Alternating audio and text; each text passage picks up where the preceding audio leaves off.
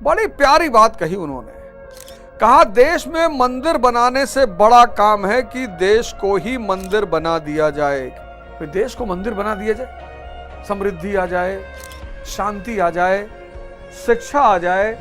Chart बनाया था वो, ज्यूज, सिख, क्रिश्चियन, पारसी, कितनी अच्छी स्थिति औरतों की इन समुदायों में। और आप देख लो, जिन समुदायों में भी स्त्री की स्थिति बुरी है, उस समुदाय की स्थिति भी बुरी है। ये धुरी है, फाउंडेशन। हर इंसान की पहली गुरु उसकी मां है, और मां की ही स्थिति दयनीय रहेगी। आज मुसलमान एकदम इसी दौर से गुजर रहा है, सेल्फ इंपोज्ड आइसोलेशन, खुद से अपनाया गया एकांतवास, एकाकीपन। क्यों? डर है कि अगर दूसरे का लैंग्वेज अपनाया, दूसरे की संस्कृति अपनाई, दूसरे का शिक्षा पद्धति अपनाई, तो हम खत्म हो जाए। जय हिंद फ्रेंड्स।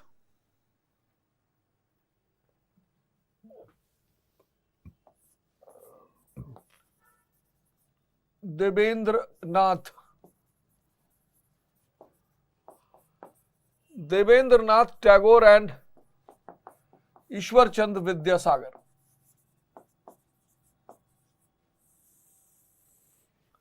अब भारत बैकवर्ड है। इस डायग्राम को तो तुम अपने दिल में बिठा लो। इस बैकवर्डनेस की वजह से वीक है, और वीकनेस की वजह से गुलाम है।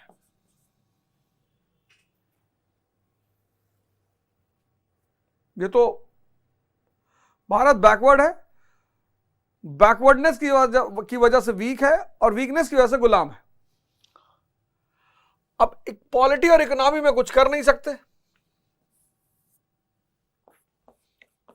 पॉलिटी, राजनीति और अर्थव्यवस्था में कुछ कर नहीं सकते, क्योंकि ये तो अंग्रेजों के हाथ में है पूरी तरह से।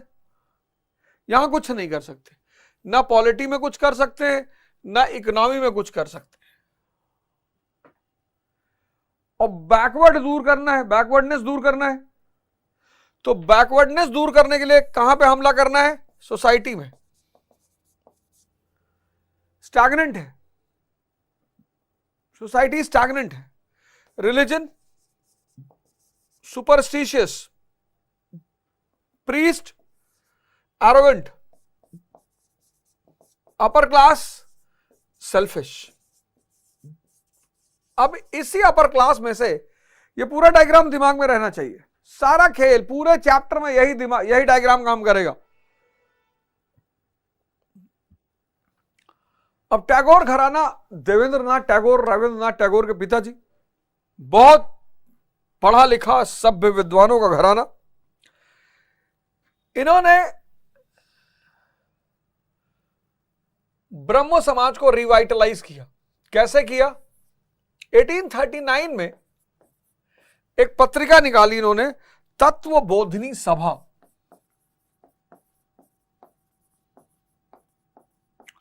तत्वबोधिनी सभा, जो तत्व का बोध कराए। तत्वबोधिनी, जो तत्व का बोध कराए, वो तत्वबोधिनी सभा। तो एक ऑर्गेनाइजेशन बनाया, सॉरी माफी चाहते हैं, 1839 में देवेंद्रनाथ टैगोर ने एक ऑर्गेनाइजेशन बनाया, तत्वबोधिनी सभा। तत्व के जानकार, जागरूक, एनलाइटेंड लोगों की सभा। अब इस सभा का उद्देश्य यह था कि राजा राम मोहन रॉय के उद्देश्यों को, राजा राम मोहन रॉय के उद्देश्य, ऑब्जेक्टिव्स को प्रमोट किया जाए।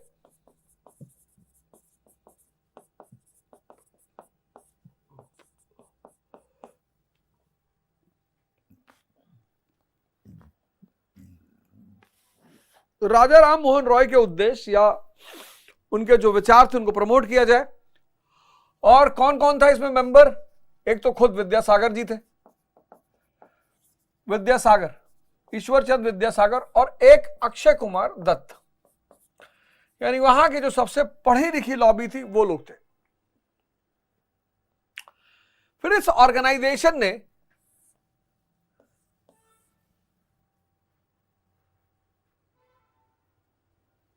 एक पत्रिका संचालित की। इस ऑर्गेनाइजेशन ने एक पत्रिका संचालित की, तत्वबोधिनी पत्रिका।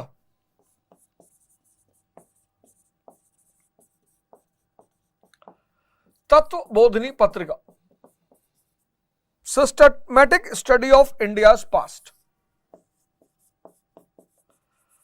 Systematic study of India's past in Bengali language.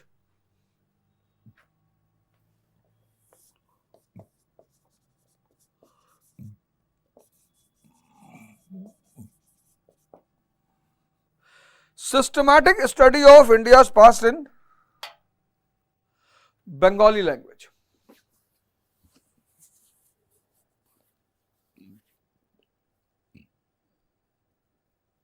Bharat का इतिहास इतना धनी इतिहास है, रिच। भारत की उपलब्धियां,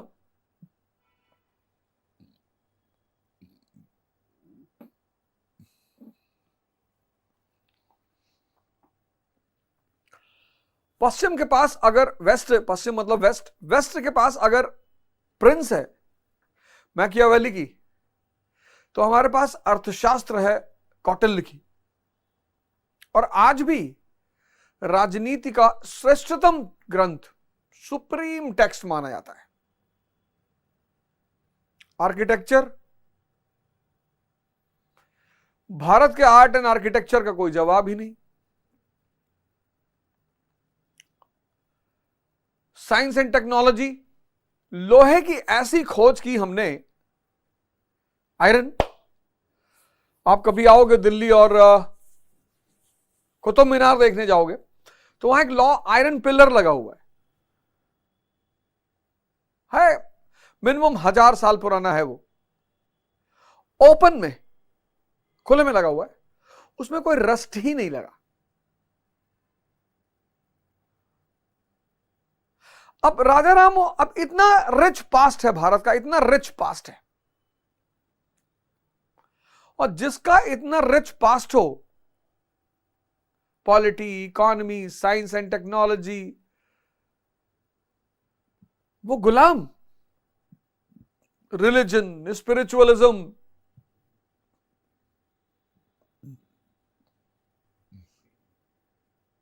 और राजा राम मोहन रॉय ने सारे स्टैंडर्ड फिक्स कर दिए थे, क्या क्या करना चाहिए। Women empowerment, modern education, human reason is the guide for new India. तो जब एक आदमी ने सारे स्टैंडर्ड सेट कर दिए कि human reason is the guide for new India, बस काफी है। तो उस कॉन्सेप्ट को आगे बढ़ाना है। तो 1839 में तत्वबोधिनी सभा बनाया। जो जागरूक और बुद्धिमान इंटेलेक्चुअल लोग थे उनको मेंबर बनाया। विद्यासागर खुद थे और अक्षय कुमार दत्त जी थे। फिर तत्वबोधिनी पत्रिका, systematic study of India's past.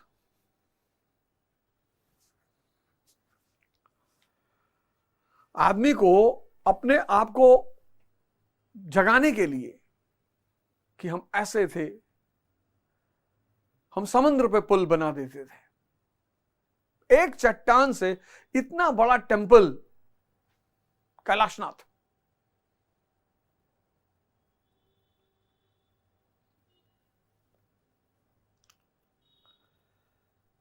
Bharat की एजुकेशन सिस्टम विवेक पे बेस्ड थी। विवेक, नौकरी वोकरी के लिए नहीं पढ़ाते थे। कहते पढ़ा रहे हैं, भगवान तक बन सकते हो। भगवान राम गुरुकुल में पढ़े, भगवान कृष्ण गुरुकुल में पढ़े,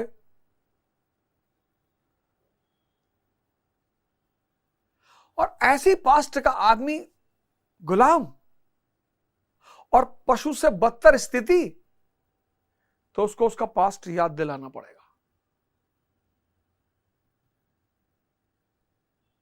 जिससे कि वो प्रेजेंट के अंधेरे से बाहर आ सके। कि सती सिस्टम अगर धार्मिक होता तो बुद्ध काल में भी तो स्त्रियां करती, मौर्य काल में भी स्त्रियां करती, मौर्योत्तर काल में भी करती।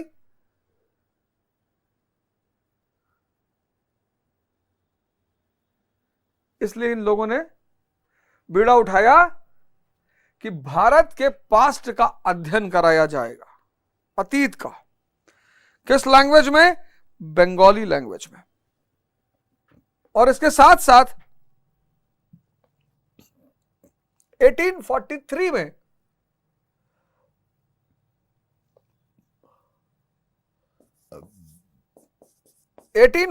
में ब्रह्म समाज को रीऑर्गेनाइज किया।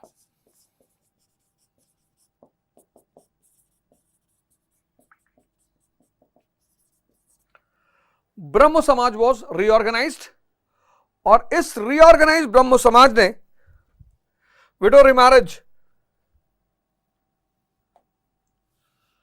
abolition of polygamy,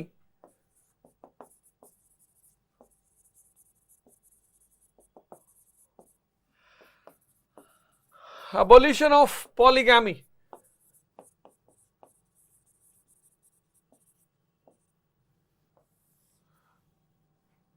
women education,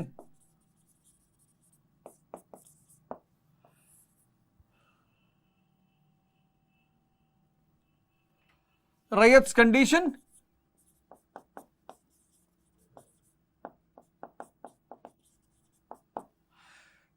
improvement of रैयत कंडीशन, विधवा विवाह, विधवा पुनर्विवाह, बहु विवाह पर रोक, स्त्रियों की शिक्षा और किसानों की अच्छी स्थिति के नारे को बुलंद किया। देवेंद्रनाथ टैगोर।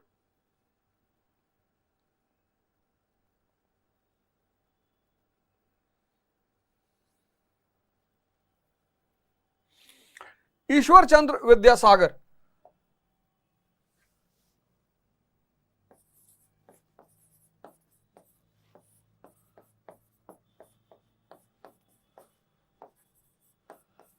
ईश्वर चंद्र विद्यासागर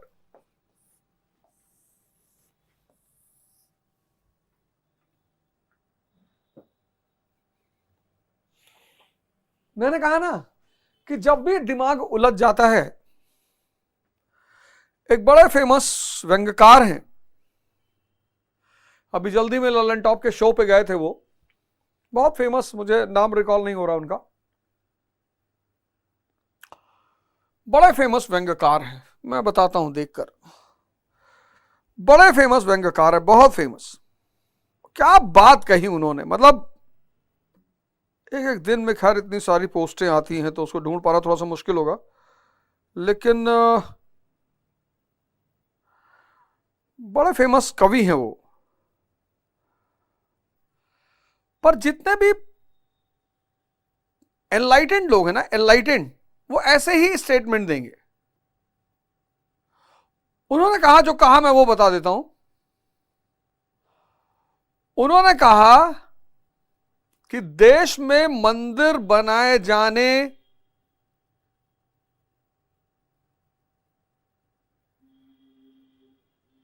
से बड़ा काम है कि देश को ही मंदिर बनाया दिया जाए। बड़ी प्यारी बात कही उन्होंने, कहा देश में मंदिर बनाने से बड़ा काम है कि देश को ही मंदिर बना दिया जाए। किसी को नाम याद है किसने कहा ये?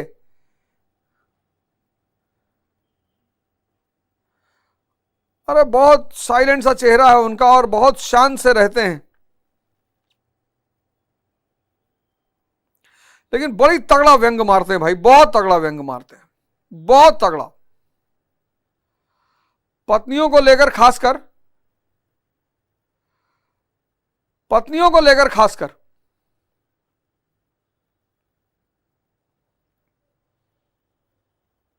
अब नहीं मिलेगा यार, वो कोई चीज जब आदमी ढूंढता है ना तो उसे वो नहीं मिलती। किसी को उस पोएट का नाम याद है? बड़े प्यारे पोएट हैं और बहुत, उन्होंने कहा कि देश में मंदिर बनाए जाने से बड़ा काम है कि देश को ही मंदिर बना दिया जाए। जो जागृत दिमाग होते हैं ना, जागृत, जो हमारा दिमाग है उनकी तो बात ही छोड़ो, जो मरा हुआ दिमाग है उनकी तो बात ही छोड़ो, जो जिंदा दिमाग है, जिंदा, वो जब भी बोलेगा तो लगेगा कि हाँ यार क्या बात कह रहे हैं।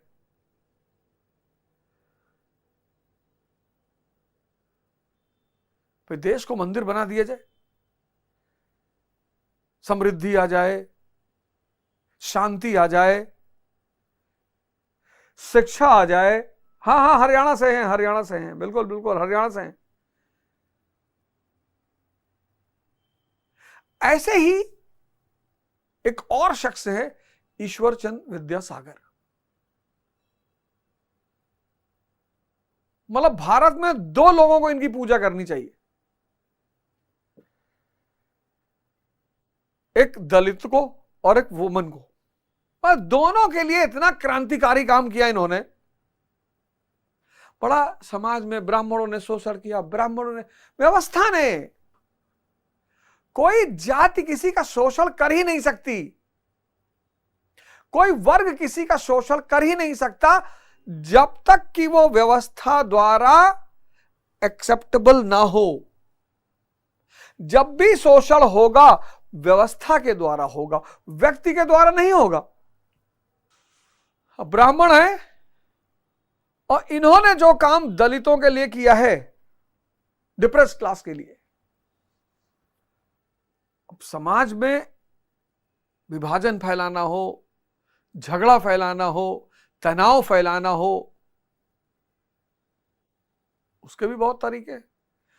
प्रेम फैलाना हो, शांति फैलाना हो, उसके भी अलग तरीके हैं। फैलाना क्या है? जैसे आज स्पष्ट दिखाई पड़ रहा है कि क्या फैलाना है।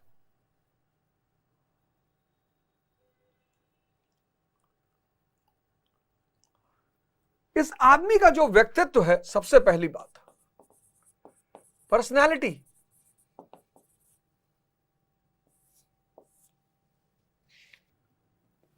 Blend of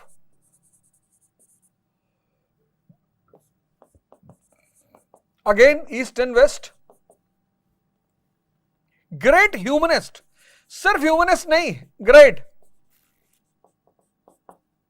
great humanist,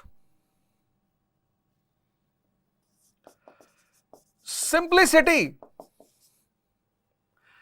generosity.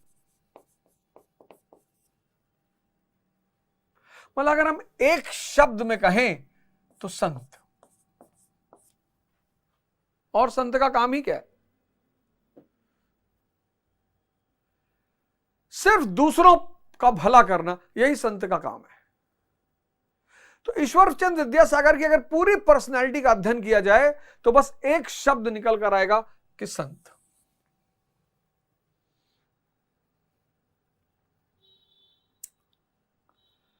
सेवा करनी है, दूसरों की मदद करनी है, खुद कोट पहने, कोई बिना कोट के जा रहा उसको कोट पहना देना है। मतलब जीवन का एक ही उद्देश्य है, सेवा।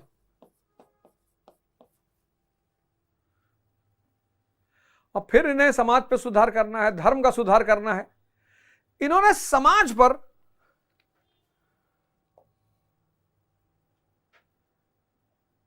समाज और धर्म दो चीजों को पकड़ना है। तो समाज के लिए जो सबसे पहला काम इन्होंने किया, समाज को सर्वाधिक टारगेट किया।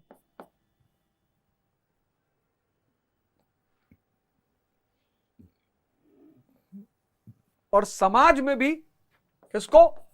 वुमन को। चाइल्ड मैरिज,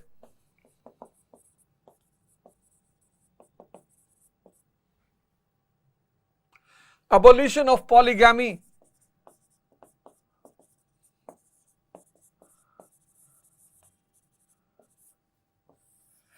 widow remarriage, इसमें इनका सबसे बड़ा योगदान है विडो रिमैरेज। कभी विधवाओं की अगर तुम्हें कोई भी चीज अगर तुम्हें देखनी है, नहीं समझ पा रहे हो, आज प्रेजेंट युग में हो, नहीं समझ पा रहे हो, तो मूवी देख लेना प्रेम रोग। उसमें तुम्हें पता चलेगा कि विधवाओं की स्थिति क्या थी। या तो नॉवेल पढ़ लो और या मूवी देख लो। यशवंत जी की एक नॉवेल है दिव्या,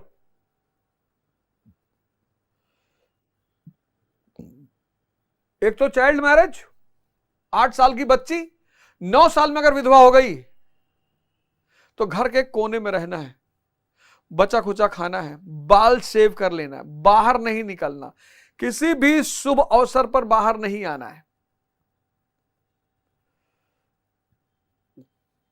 सफेद कपड़ा पहनना है। मतलब बहुत दयनीय स्थिति। और इस आदमी का सबसे बड़ा योगदान रहा विडो रिमैरेज को स्टैब्लिश करने में। 7 दिसंबर 1855, ये डेट और ईयर दोनों बहुत इंपॉर्टेंट है।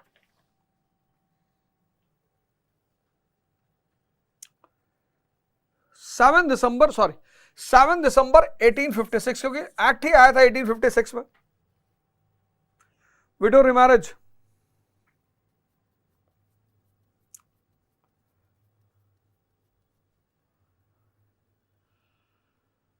सेवन दिसंबर 1856, मतलब एनसीईआरटी में लिखो, पूरा एक्सप्लेन किया हुआ है। इतनी भीड़ थी इस विवाह को देखने के लिए, कितनी बड़ी चीज रही होगी उस वक्त। इतनी भीड़ थी विवाह को देखने के लिए, लोग नालियों में गिरे जा रहे थे। कितनी बड़ी बात थी उस वक्त।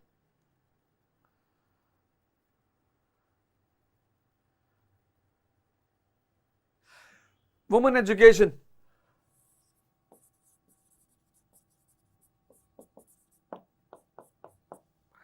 वुमेन एजुकेशन,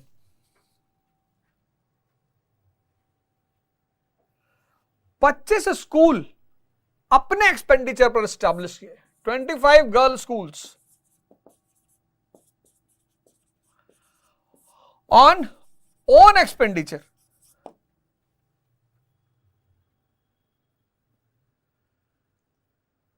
बेथुन स्कूल तो एक्टिव हुआ ही, शुरुआत हुई ही बेथुन स्कूल की। एक होता ना कहना, ये होना चाहिए, ये होना चाहिए, ऐसा होना चाहिए। एक होता है करना। 1850 1850 से चाइल्ड मैरिज के खिलाफ स्ट्रगल शुरू कर दी।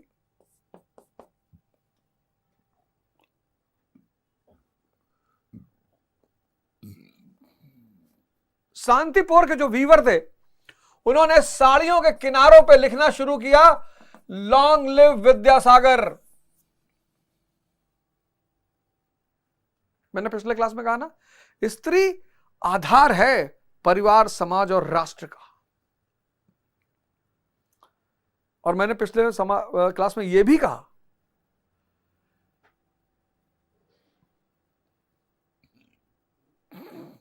चार्ट बनाया था वो, ज्यूज, सिख, क्रिश्चियन, पारसी।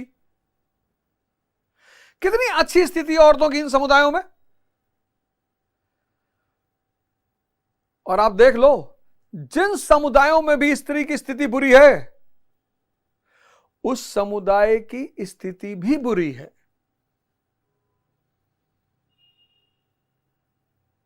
ये धुरी है, फाउंडेशन। हर इंसान की पहली गुरु उसकी मां है।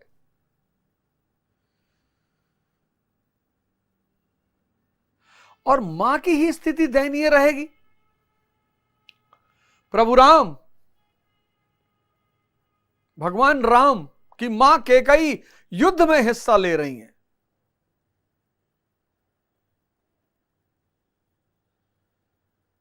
तभी तो तत्वबोधिनी सभा पत्रिका ने कहा कि पास्ट पढ़ाएंगे भारत का।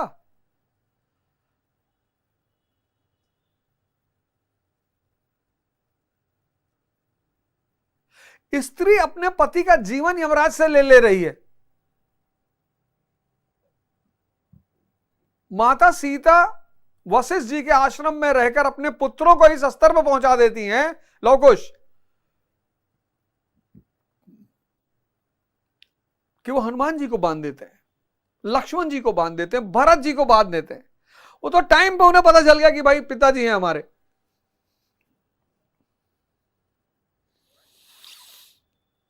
कितना महान था ये देश।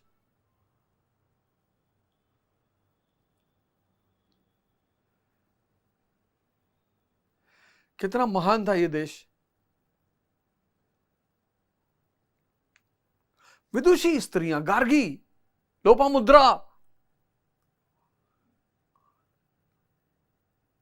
तुम देख लो जहां जहां स्त्रियों की स्थिति खराब है, जिन जिन समुदायों में खराब है, वो समुदाय भी कमजोर हैं, गरीब हैं, परेशान है।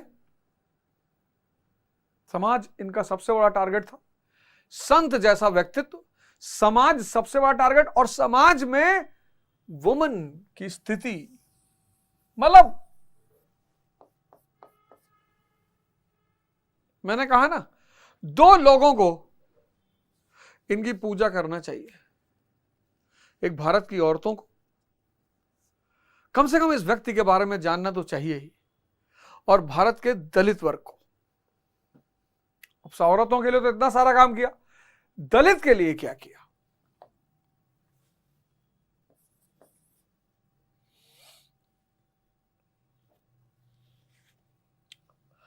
संस्कृत कॉलेज का जो दरवाजा था वो लोअर क्लास के लिए खोल दिया।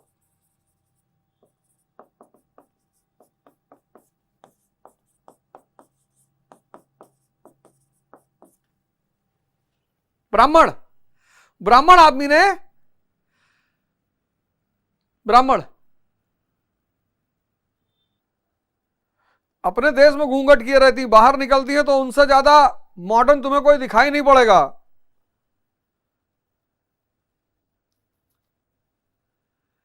संस्कृत कॉलेज का दरवाजा लोअर क्लास के लिए खोल दिया। इन्होंने कहा कि लोअर क्लास को भी संस्कृत पढ़ना चाहिए, और प्रीस्टली मोनोपोली जो है, संस्कृत पे जो पुरोहितों की मोनोपोली है, इसे खत्म किया जाए। थी किसी की हिम्मत ये काम करने की?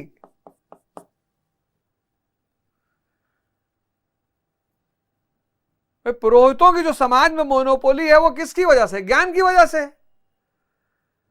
तो वो ज्ञान दलित को भी मिलेगा, लोअर क्लास को भी मिलेगा। खत्म।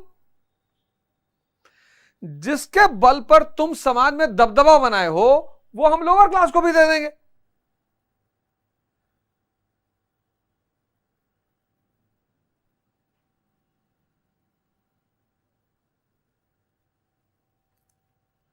बताओ कितना स्पष्ट अवधारणा रही होगी समाज की।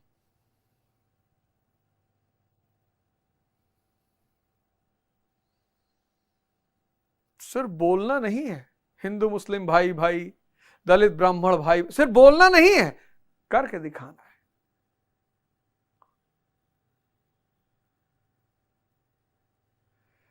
कि पुरोहित वर्ग का वर्चस्व तोड़ दो, संस्कृत उनके वर्चस्व का अधिकार है, और संस्कृत का ज्ञान दलितों को भी दिया जाए।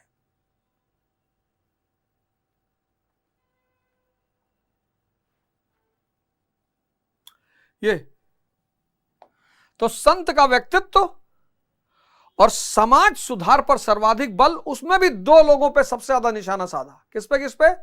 वुमन पे और दलित पे।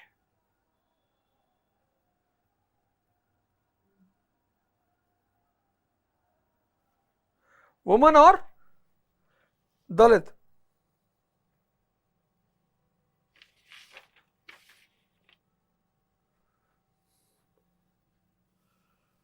फिर तीसरा काम, new methodology of teaching Sanskrit.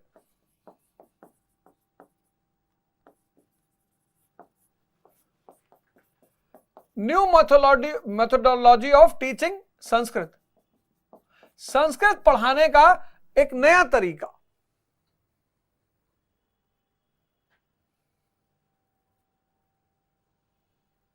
Sanskrit पढ़ाने का एक नया तरीका, new methodology. Bengali primer Rabindranath Tagore और इन्होंने दोनों लोगों ने बंगाली प्राइमर तैयार किया। चौथा,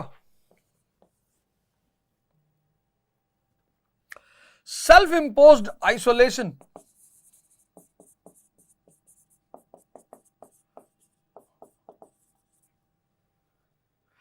खुद से वर्ण किया गया एकाकीपन। जैसे आज मुसलमान है ना, आज वो इससे गुजर रहे हैं, सेल्फ इंपोज्ड आइसोलेशन से। आज बहुत सारे मुसलमान इससे गुजर रहे हैं, पूरी दुनिया से अपने आप को काटने की कोशिश कर रहे हैं।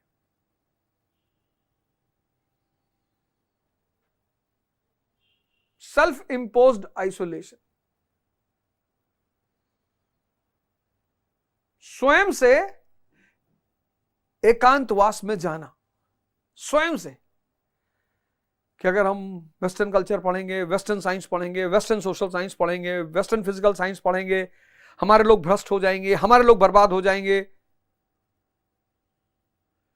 आज मुसलमान यही कर रहा है, self imposed isolation.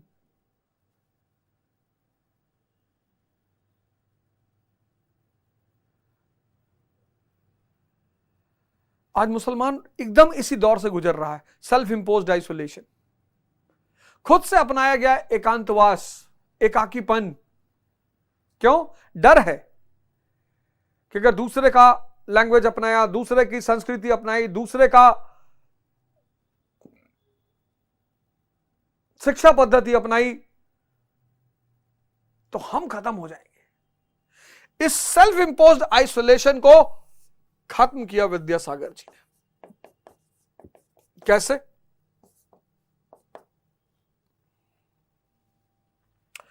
Sanskrit college में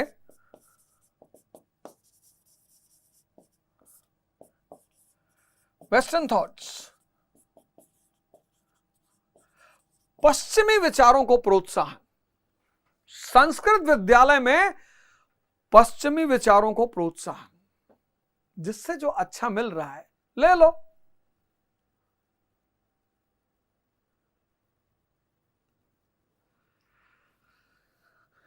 जिससे जो भी अच्छा मिल रहा है ले लो।